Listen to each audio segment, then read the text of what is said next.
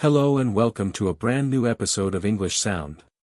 If you're new here, let me quickly remind you what this podcast is about. Every time you listen, you get two benefits at once. First, you improve your English by listening to real, natural conversation, and second, you learn something practical about productivity, studying, and managing your time better.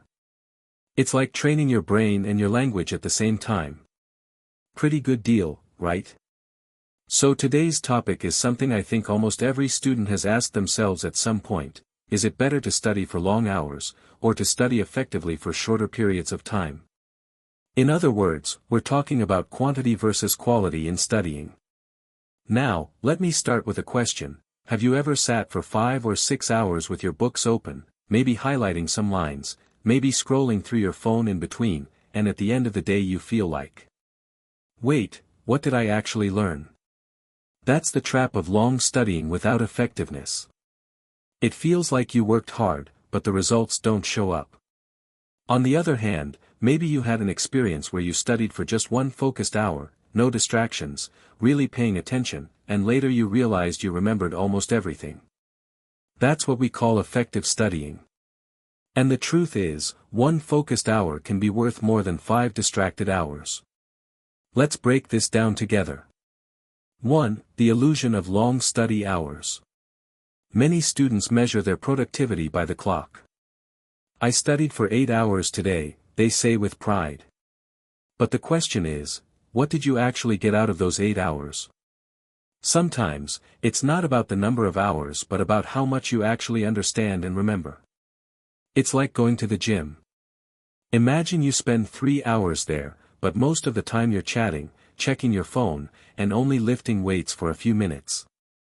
Did you really work out for 3 hours? Of course not.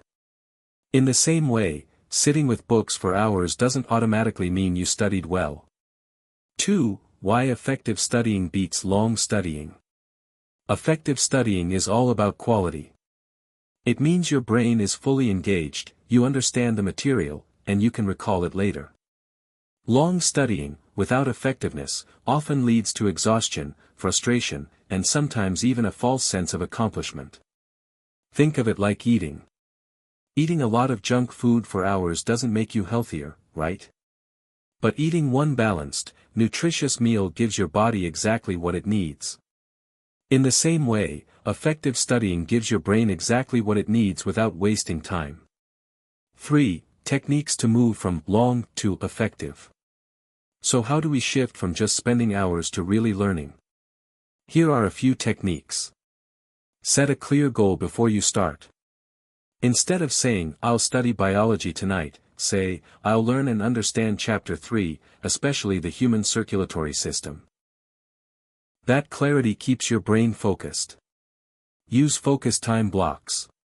The Pomodoro technique is a classic: 25 minutes of pure focus, 5 minutes of break. After 4 rounds, you take a longer break. This simple structure transforms the way you study. Active recall. Don't just read or highlight. Close the book, look away, and try to explain the concept to yourself in your own words. That's how you know if you really learned it. Teach what you learn. Even if it's to an empty room, explain the material out loud. Teaching forces your brain to organize knowledge, and it's one of the most powerful study hacks. 4. Why students fall into the long study trap.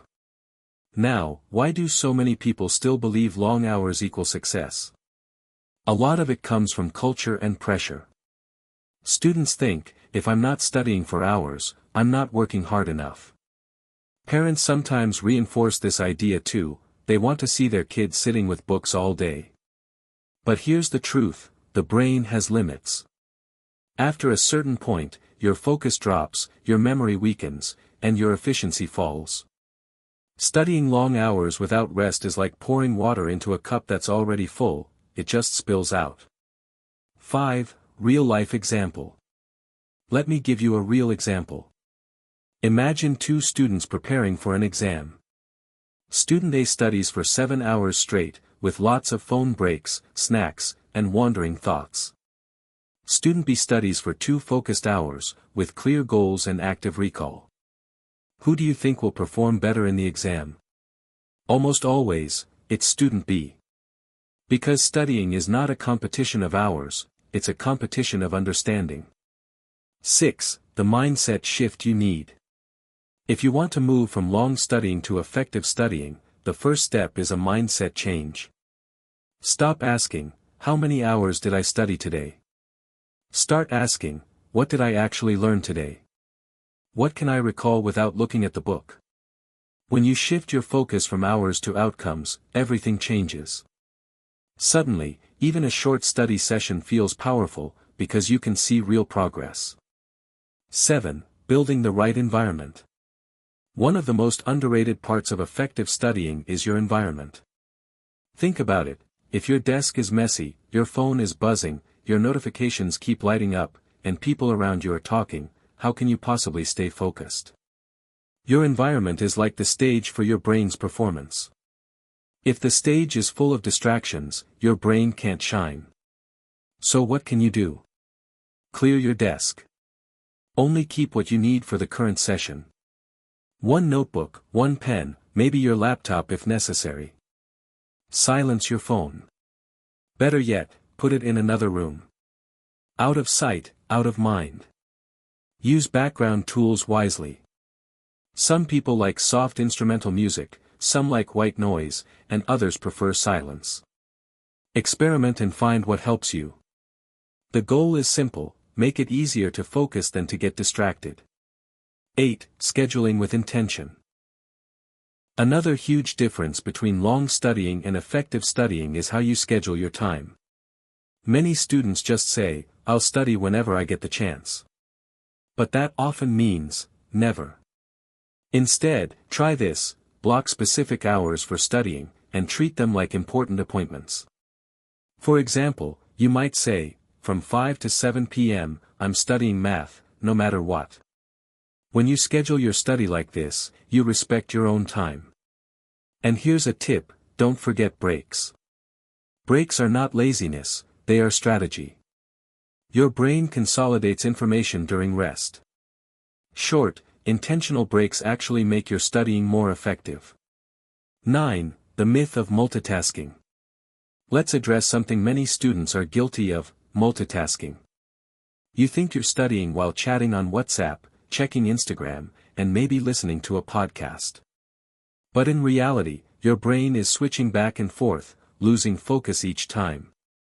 Science is clear, multitasking reduces efficiency and increases errors.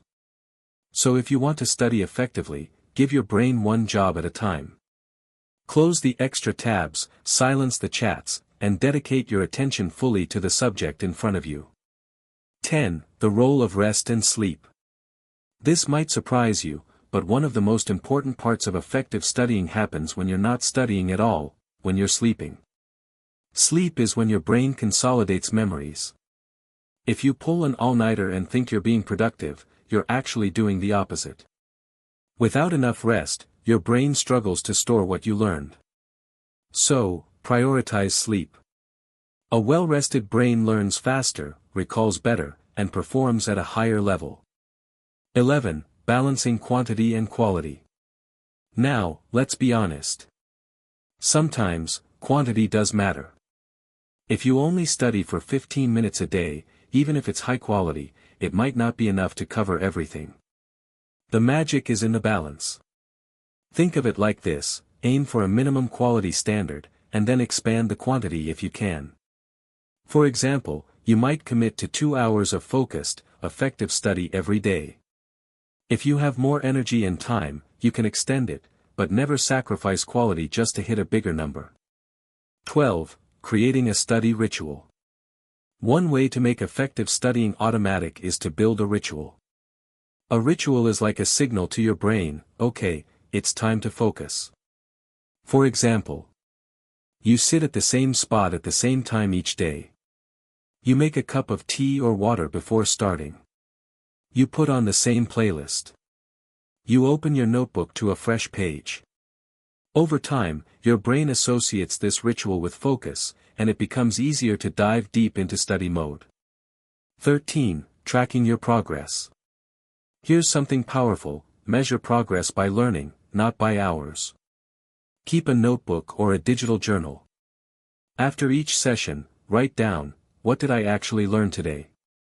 What can I recall without checking my notes? This builds accountability and shows you real growth. It also prevents the illusion of fake productivity, where you spend hours but gain little. 14. The emotional side of studying. Let's not forget the emotional part. Many students feel guilty if they don't study for long hours. They think, I didn't do enough today, even if they studied effectively.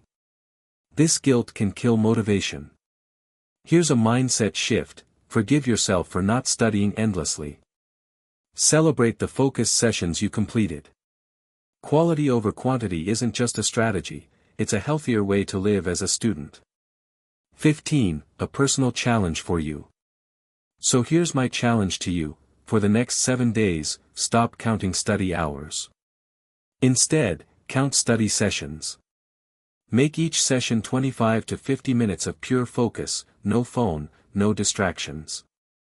After 7 days, compare how much you learned versus your usual method. I guarantee, you'll be surprised. Conclusion. So to wrap it all up. Long studying creates the illusion of productivity, but often wastes time. Effective studying uses focus, clear goals, and smart breaks to maximize results. The best system is not about choosing between quantity and quality, it's about making quality the foundation, and then adding quantity on top. Remember, your time is precious. Don't waste it by sitting in front of books just to feel busy. Study with intention, focus, and clarity.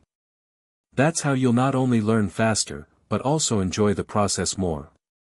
Thank you for listening to this episode of English Sound. As always, by tuning in, you improved your English skills while also learning something valuable about productivity and studying. 2 wins in 1 session, that's the beauty of this podcast. If you found this helpful, make sure to subscribe and share it with a friend who also wants to study smarter, not just longer. Until next time, study smart, stay focused, and take care.